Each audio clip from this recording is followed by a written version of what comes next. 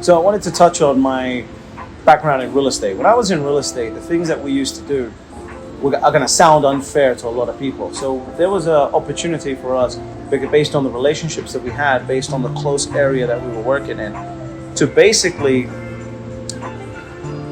organize deals that other people couldn't get. And this all stemmed from a friend of mine telling me yesterday while we were smoking a cigar together, hey, money buys privilege.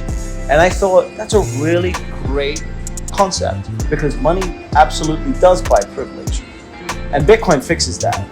So when money buys you privilege, how does that work? For example, if you want to buy a property in the same area that I want to buy a property, I will have relationships that allow me to get a better deal than you, allow me to speak to the right people faster than you, and allow me to get told about deals that are coming on the market faster than anyone. And so that creates a certain level of privilege, and that creates a lockout of real estate in a particular area.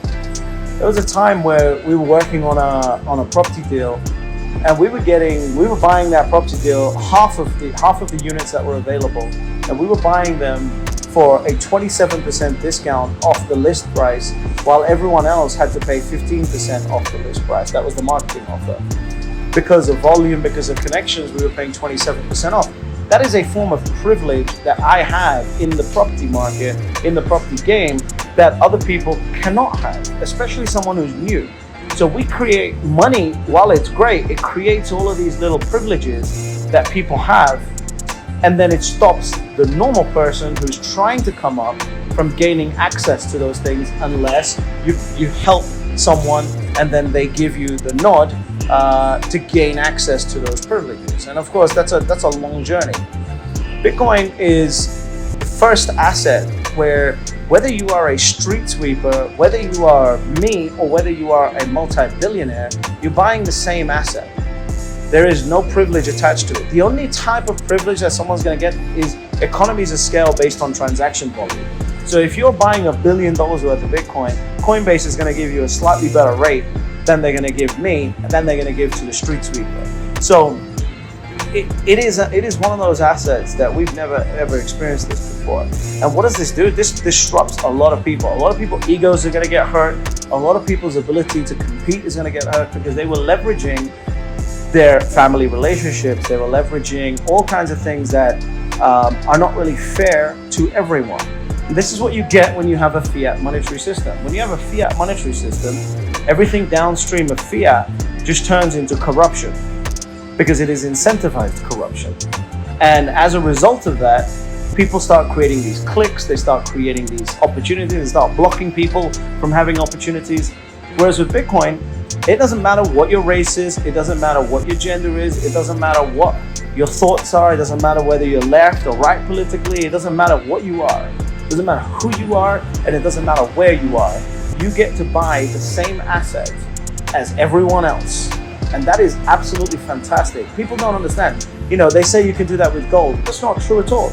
Because if I'm, a person working a normal job trying to buy a little piece of gold, there is so many costs attached to melting down that gold and packaging up a little piece, that the percentage of costs associated with that is going to go through the roof, compared to me, who I might be buying a gold brick, or a billionaire who might be buying 20 gold bricks or 30 gold bricks. So, this is an important part of Bitcoin that a lot of people are truly not understanding the value of. And the reason is because people are selfish.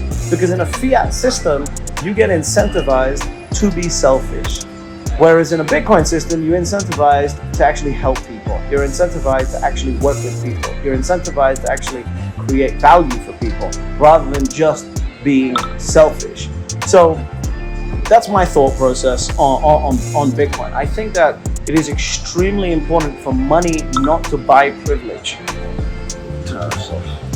For money not to buy privilege. And I think that's a key feature of Bitcoin that people miss. And I think that if you are somebody who wants to go into the future, and you are trying in a weird sort of way, and you are trying to secure a better life for not only yourself, but for your children, for your family, and for the community around you, you want a type of money, a type of asset that you can't just buy privilege, because you don't want people to have privilege. You know, it sounds good when you're on the one side of it, but when you're on the other side of it and the majority of people are being subjugated to that, it doesn't create for a healthy world. It doesn't create for a healthy environment. It doesn't create for a healthy spirit of the world. And that's extremely important if you want to create value in the world and you want to incentivize people to create value. Subjugation is not an attractive thing, and that's what fiat does. Fiat incentivizes subjugation. It incentivizes corruption.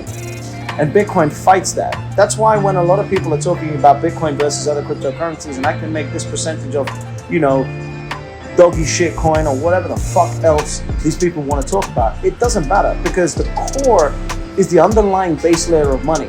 And that's what people should be focused on, the underlying base layer of money. Fix that issue and then build everything else. Fix the base layer of money and then all the bullshit. Because the bullshit will still come even in a Bitcoin environment. But fix the base layer first, because then at least people have a damn chance. And that's really the point of, for me, for creating and talking about Bitcoin openly and not just buying it and holding it and sort of being quiet about it. People need to understand that Bitcoin allows people to create the life that they want because they're incentivized to create value. That's what Bitcoin is supposed to be about. That's what all of the greatest economies on earth should be about. That's what the foundation of capitalism should be about. Capitalism is, you know, anyone who tells me, oh, we live in a capitalist system right now and it doesn't work, just a moron, because there is nowhere in the idea of capitalism you can just print $1 trillion out of nowhere and pass it around to your buddies and leave everyone else hanging.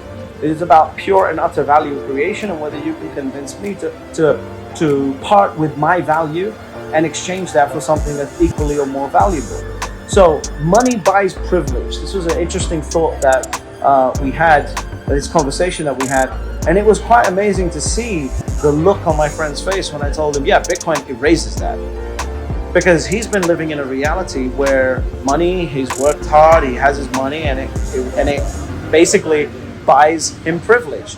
And that's not how Bitcoin works. Bitcoin equalizes everything. And again, the 3 rules of Bitcoin are consistent. Buy Bitcoin, shut the fuck up, you get fabulously wealthy.